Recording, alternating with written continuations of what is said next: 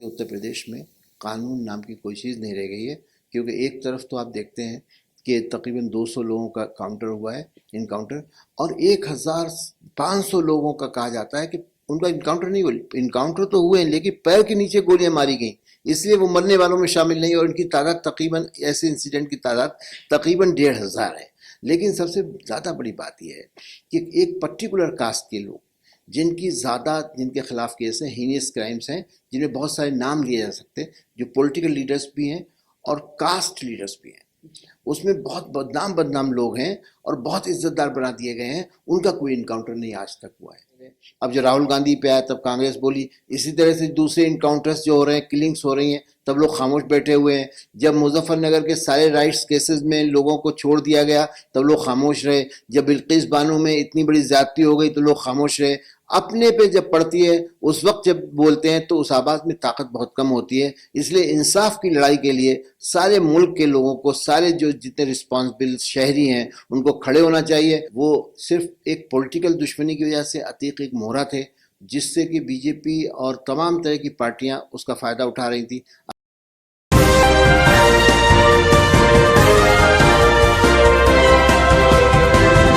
बीते उत्तर प्रदेश में 48 घंटे में 3 हत्याओं को लेकर के लगातार चर्चा का विषय बना हुआ है, जहां एनकाउंटर में अतीक अहमद के बेटे असद को गुरुवार के दिन मार दिया जाता है, तो वहीं शनिवार की रात एक ऐसी तस्वीर सामने आ जाती है जहां अतीक अहमद और अशरफ अहमद की ताबड़तोड़ गोलियां बरसा करके मौत के घाट उतार दिया जाता है। जहां तमाम तस्वीरों, तमाम चीजों पर बात की जाएगी, इसी पर मेरे साथ बात करने के लिए एडवोकेट शरफुद्दीन साहब एसडीपीआई से मौजूद हैं। सर, किस तरीके से देखते हैं कि एक जय श्री राम के नारे का इस्तेमाल किया गया और ताबड़तोड़ गोलियां बरसा दी गई, और रिपोर्ट ये सामने आ रही है कि अतीक अहमद की जिन लोगों ने मारा उन लोगों से कोई रंजिश नहीं थी। ऐसे में आप कैसे देख रहे हैं चीज को? देखिए, ये जो मुल्क में एक प्लॉट है, एक साजिश है, जो इस मुल्क को डेमोक्रेटिक सेटअप से, कॉन्स्टिट्यूशनल सेटअप से एक थ्योरेटिक सेटअप में बदलने का जो इनका प्लान है, उसका हिस्सा है। अब ये चीज़ अकेली उत्तर प्रदेश की नहीं है। आप अगर देखेंगे कि बुलडोज़र सिर्फ उत्तर प्रदेश में नहीं चल रहे हैं, कानून का राज दिन पे दिन ख़त्म होता चला जा रहा है।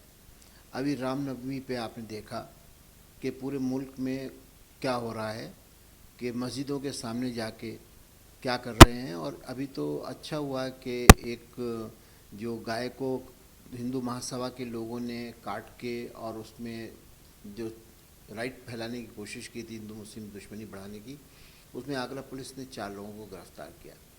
लेकिन उसी तसलसल में अगर आप ये देखें कि मध्य प्रदेश में रामनवमी के सिलसिले में नाबालिग बच्चों को पकड़ पकड़ के, और अलग अलग जगहों पे, इंदौर में, खंडवा में, खगनौर में, सब जगह पकड़ पकड़ के जय श्री राम कहलाते हैं। तो जय श्री राम का जो स्लोगन है वो एक हीरोइक स्लोगन हो गया है, यानी कि जाति का स्लोगन हो गया है कि हिंदुत्व कोई मज़हब तो है नहीं, Hindutva is a militant form of politics. तो उस पॉलिटिक्स को करने के लिए कुछ स्लोगन भी चाहिए, तो जय श्री राम का स्लोगन लगाते हैं। जैसे इन लोगों ने जब कत्ल कर लिया और पुलिस के सामने कत्ल किया, तो अपने को सेफ करने के लिए और अपनी आइडेंटिटी को पब्लिक में लाने के लिए और ये इंश्योर करने के लिए उनको कोई डर ना हो और लोगों को लगे, पुलिस को, कि वो वेल प्रोटेक्टेड है, उन्होंने फ़ौरन से जय श्री राम के नारे लगाना शुरू किए और पुलिस ने उनको प्रोटेक्शन में ले लिया। आप ये जो इंस्टेंट जस्टिस का तरीका शुरू हुआ है, जिसके ज़रिए पुलिस कस्टडी में लोगों को मार देती है, और ये जो ट्रेंड है, पैटर्न है, ये एक सा है। जैसे गोधरा में एक शख्स को, 35 साल के आदमी को, उसको एक प्लास्टिक के पाइप में खड़ा कर दिया लगा के, 4.5 फीट का वो पाइप था ऊंचाई उसकी, और उस आदमी की जो ऊंचाई थी, हाइट थी, वो 6 फीट थी, और 6 फीट के आदमी को 4.5 फीट की हाइट पे ही कह दिया कि इसने खुदकुशी कर ली लटक के। इसी तरह कासगंज में एक बच्चे को, जो 22 साल का बच्चा था, उसको कस्टडी डेथ हुई, और उसमें भी बिल्कुल सेम पैटर्न कि उसने प्लास्टिक के पाइप में अपने को लटका के फांसी लगा ली। तो ये जो ट्रेंड है पूरे मुल्क में, सबसे बड़ी ताज्जुब की बात है कि ये सिर्फ एक जगह नहीं है। अगर बुलडोज़र चलता है तो तो वो कश्मीर में भी चलता है, वो गुजरात में भी चलता है, वो मध्य प्रदेश में भी चलता है। अगर अटैचमेंट प्रॉपर्टीज़ का होता है तो वो केरल की सरकार जहाँ पे है वहाँ पर भी अटैचमेंट प्रॉपर्टीज़ का हो रहा है। उस तरह से अटैचमेंट जो है वो उत्तर प्रदेश में भी हो रहा है। उत्तर प्रदेश को के नखरेबाजी ये है कि उन्होंने ये कहा कि हम तो कानून को नहीं मानते। हाई कोर्ट ने स्टे किया तब भी वो नहीं मानते, यानी कि वो जुडिशल आर्डर्स को नहीं मानते। तब जो जुडिशल सिस्टम को ही नहीं मानता तो इंस्टेंट जस्टिस जिसमें इनकाउंटर्स हैं, कस्टोडियल डेथ हैं, यही रह जाता है। और आज कानून का डर इसलिए कम है उत्तर प्रदेश में कि चीफ मिनिस्टर इस तरह के बयान खुद देते रहते हैं कि वो कहते हैं ठोक दो, बदला लेंगे। इस तरह के जब बयान आते हैं तो जिम्मेदारी के बयान नहीं होते। और ऐसे में जो फूड सोल्जर्स हैं उनकी हिम्मतें और बढ़ जाती हैं कि हमें तो स्टेट का प्रोटेक्शन हासिल है, और उसकी वजह से ये जो वारदात होती है उसमें कुछ भी इंसाफ मिलने का सिस्टम नहीं रहता, तो रूल ऑफ लॉ कमज़ोर होता है। यानी कानून की बारदस्ती इस मुल्क में बिल्कुल ख़त्म हो गई है। और इसी के सिम्टम्स हैं ये जो कुछ हुआ है। ये 4 अभी मौतें हुई हैं, बल्कि 5 हो गई हैं। तो उमेश पाल की मौत भी उसका हिस्सा है। तो एसडीपीआई की मांग ये है कि उमेश पाल की मौत, असद और ग़ुलाम की मौत, और ये एमपी और एमएलए जो एक्स एमपी एमएलए बहुत बड़ी पोस्ट है और नुमाइंदे हैं, ये किसी तरह से चुने गए हैं।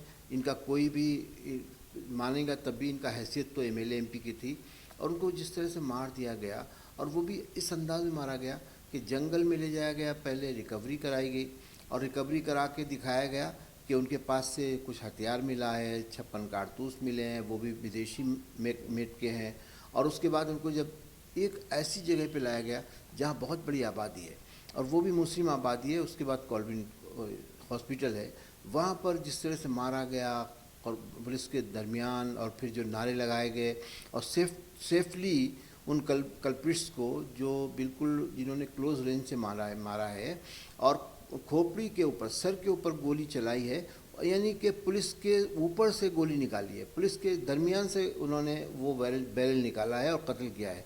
तो किसी के ज़ख्म भी नहीं आया और कोई उनको डर भी नहीं था कि उनको सिर्फ एक हीरोइक वर्क करने के बाद सिर्फ एक नारा लगाना था, और उस नारे से उनकी सेफ्टी इंश्योर हो गई। इसलिए इस मुल्क में अब कानून का राज नहीं रह गया है।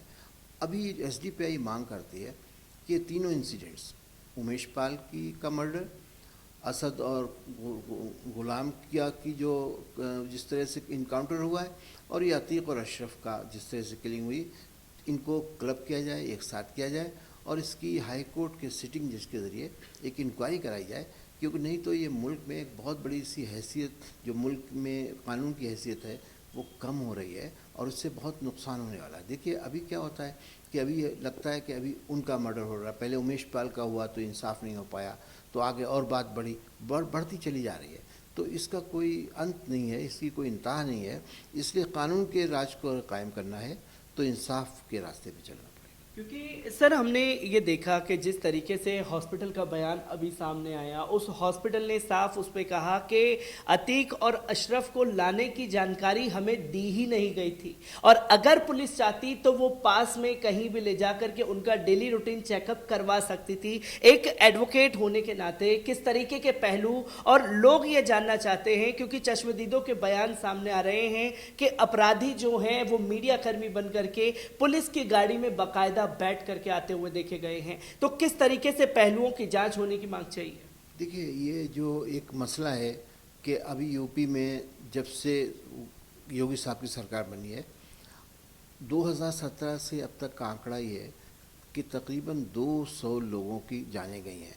और किसी की ये केस है, जब कभी इस तरह से कोई इंसिडेंट होता है तो उसकी मजिस्ट्रियल इंक्वायरी होती है, तो मजिस्ट्रियल इंक्वायरी में अभी तक कोई नतीजा निकलता नहीं है। इसलिए एसडीपीआई की मांग है, अगर इस सिलसिले को कहीं ख़त्म करना है तो एक पाक साफ इंक्वायरी होना ज़रूरी है, और वो इंक्वायरी सिटिंग जज इलाहाबाद हाई कोर्ट के ज़रिए होना चाहिए, जिसकी एक एसआईटी बनना चाहिए, और कम से कम मॉनिटरिंग तो ज़रूर एक सिटिंग जज की रहना चाहिए। क्योंकि ये इंसिडेंट ये आखिरी नहीं है और पहला भी नहीं हुआ है। क्योंकि जब से वो योगी सरकार आई है और उन्होंने कहा है कि हम तो इंस्टेंट जस्टिस करेंगे, यानी फौरी तौर पे जस्टिस करेंगे, वो इंतज़ार नहीं करते। उन्हें कोर्ट की व्यवस्था में बिल्कुल यकीन नहीं है। नहीं तो अपने केसेस को उन्होंने, जो अपने केसेस थे जो तकरीबन 1 दर्जन के बराबर थे, हीनियस क्राइम्स के थे, उन्होंने सारे वापस कर लिए। उसी तरह से उन्होंने जो मुजफ्फरनगर के राइट्स केसेस थे वो कल्प्रिट्स को छोड़ दिया, उन वापस कर लिए। तीसरी बात ये हुई कि जो लोग पकड़ जाते हैं, ज़मानतों पे चले जाते हैं, कोर्ट से वापस आते हैं ज़मानत पे, उसके बाद उनको बाकायदा उत्तर प्रदेश में हार फूल डालते रह जाते हैं। अब तो खैर उसको पूरे मुल्क ने अपना लिया। और सबसे आखिरी केस आप देखते हैं बिल्किस बानो का है। तो ये पैटर्न जो उत्तर प्रदेश दे रहा लॉलेसनेस का, यानी कानून की बालादस्ती ख़त्म हो गई है, उसका ये हिस्सा है। और उसमें ये छोटी मोटी बातें, जैसे अभी डॉक्टर ने बयान दिया, तो पुलिस के पास ये तय है, वो कहेगी कि हमें तो एक डिस्ट्रिक्ट हॉस्पिटल जाना था तो हम वहाँ चले गए। तो इन जो कानून में, जो हमारा कानून है मुल्क का, उसमें ये है कि वो कहेंगे चलिए हम तो वहाँ से आ रहे थे और हालत बिगड़ रही थी तो हम सीधे ले गए।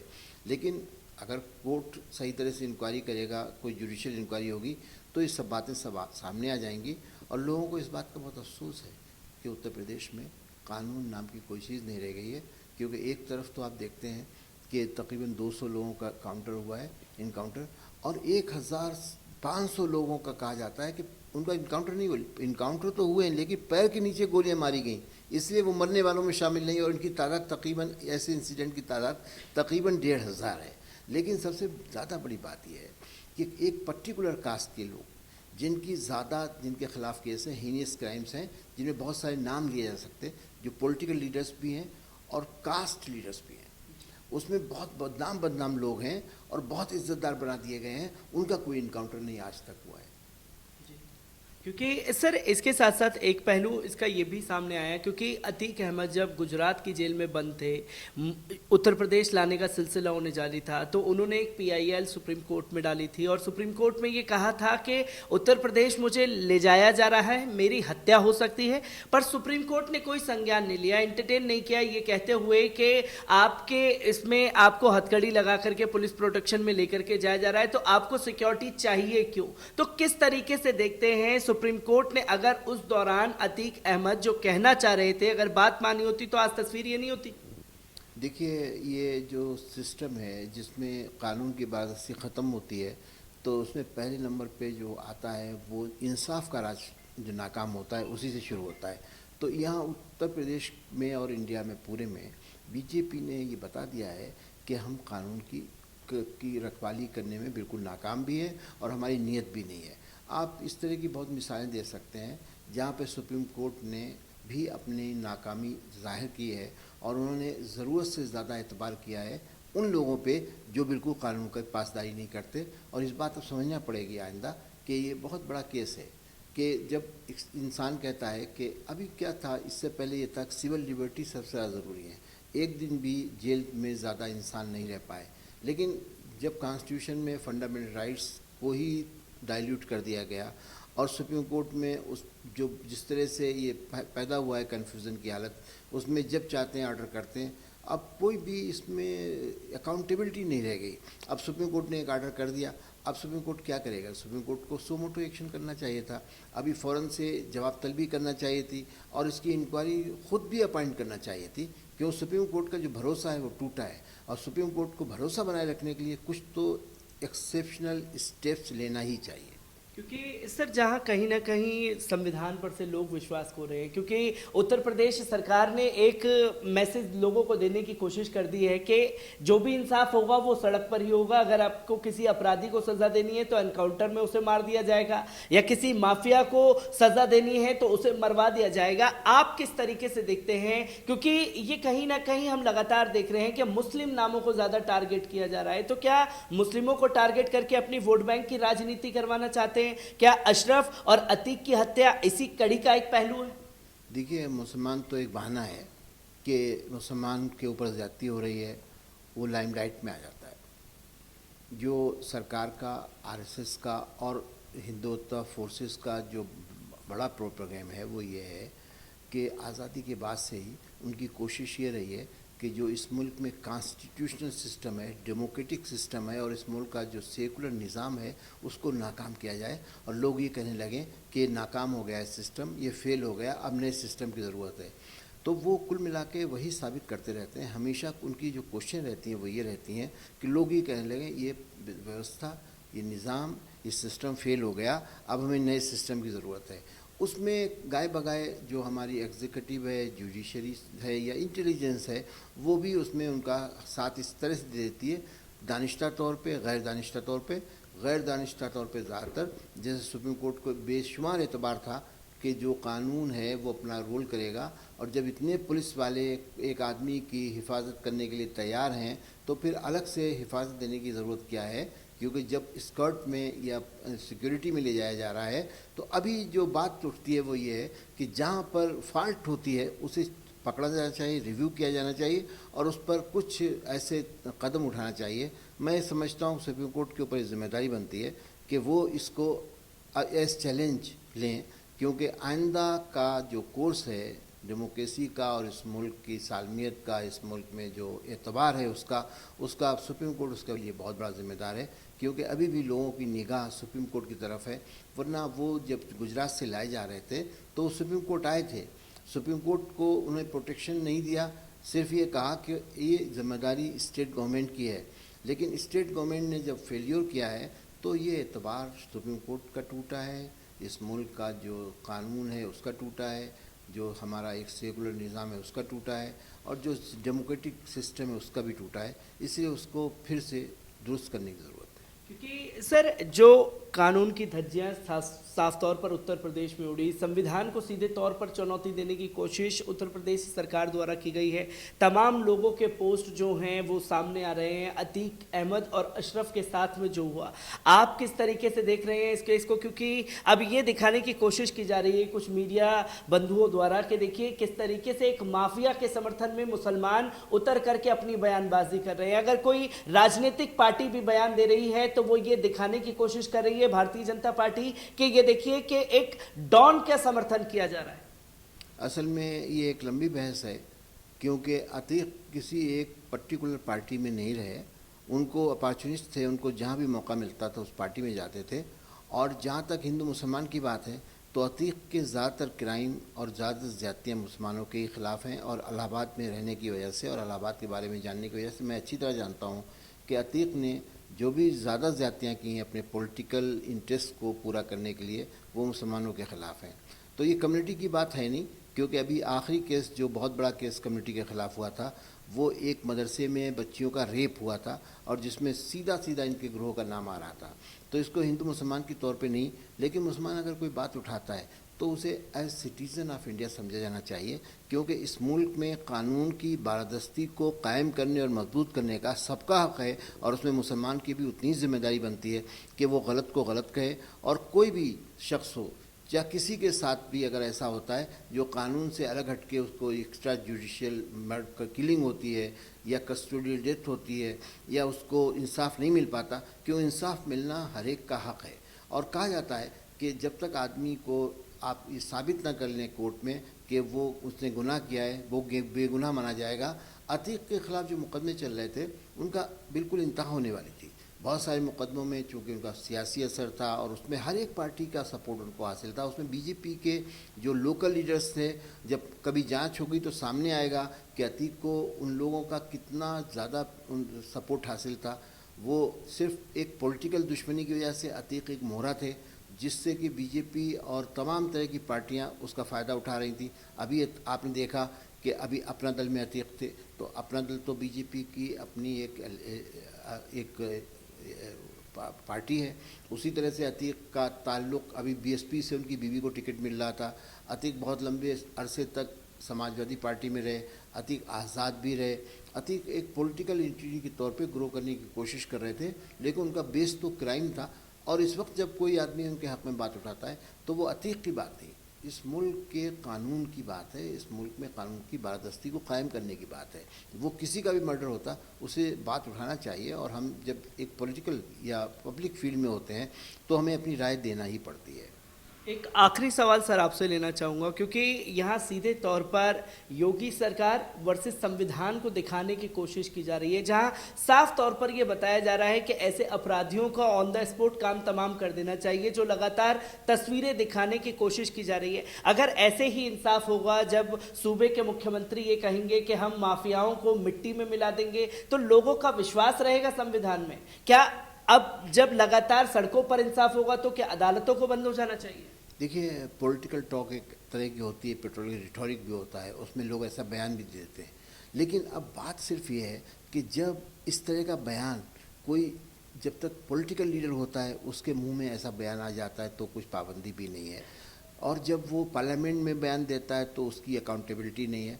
लेकिन जब वो पब्लिक में और किसी जिम्मेदारी की पोस्ट पे रहते हुए कहता है कि हम नहीं मानेंगे और हम मिटा देंगे और ठोक देंगे और बदला लेंगे, तो फिर ये अब इसके बाद जो जिम्मेदारी है वो कोर्ट्स की है, और चूंकि कोर्ट्स अपनी जिम्मेदारियों को निभाने में अटक रहे हैं, नहीं पूरी कर पा रहे हैं, इसलिए दिन पे दिन लाकानूनी मुल्क में बढ़ती चली जा रही है। और इसका हल यही है कि आपके पब्लिक एक्शन से कुछ नहीं होगा जब तक कि इसमें सारी समाज के लोग इकट्ठा नहीं हो जाते और वो ये नहीं कहते कि चाहे चीफ मिनिस्टर हो या कोई पॉलिटिकल लीडर, उसकी पहला कमिटमेंट इस मुल्क के कानून को मानना है, और जो भी इस दायरे से बाहर जाता है उसके खिलाफ कानूनी कार्रवाई होना चाहिए। जब आप ज़रा सी बात में एक बयान देने पे जब राहुल गांधी की मेंबरशिप ख़त्म कर सकते हैं, लेकिन इस मुल्क में मुश्किल क्या है कि जब तक कि देखिए अभी जो राहुल गांधी के साथ हुआ उससे तो 1-2 महीने पहले वही कुछ आज़म खां के बेटे के साथ हुआ। तो आज़म खां के बेटे की जब रुकनीत ख़त्म की गई तो किसी मुल्क में किसी ने उस वक्त उसका नोटिस नहीं लिया।